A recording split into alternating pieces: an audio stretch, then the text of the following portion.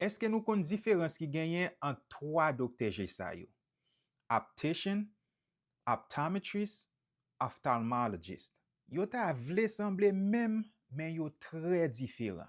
Alors li vraiment important pour nous kon différence yo, pour si toutefois nous ta besoin mette yo rendez-vous pour G nou, pour nous kon qui est la dan yo pour nous rele. Let me explain it very simply. Ki te m'explique li très simple. Premièrement, optician, qui signifie opticien. C'est technicien qui gen rapport ak fait et puis vend lunettes ou soit contact lenses. Ça y rele lentille contact lan. Yo e do chwazi et puis fait ajustement sous lunettes avec lentille contact yo ak prescription que docteur G yo ba ou. Men yo pa teste G yo ni diagnostike problème G yo parce que yo pa docteur. Yo c'est tout simplement technicien.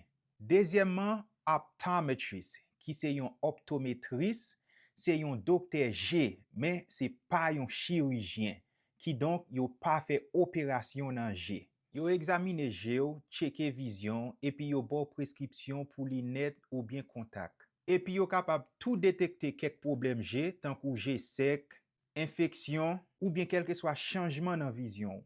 Et puis finalement, ophthalmologist, qui c'est ophtalmologue, c'est yon docteur G ak yon chirurgien, qui donc yo ka traiter maladie G grave, yo ka fait opération, et puis gérer conditions tant que glaucome, cataracte, ou soit blessi nan G. N'importe moun qui ta gen un problème G grave, c'est docteur ça pour nous ouais. Bon, kounya la, bien kwe que nous pas confondre yo encore.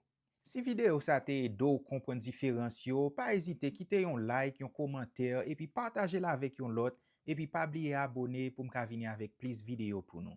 Thank you guys for watching and see you on the next video.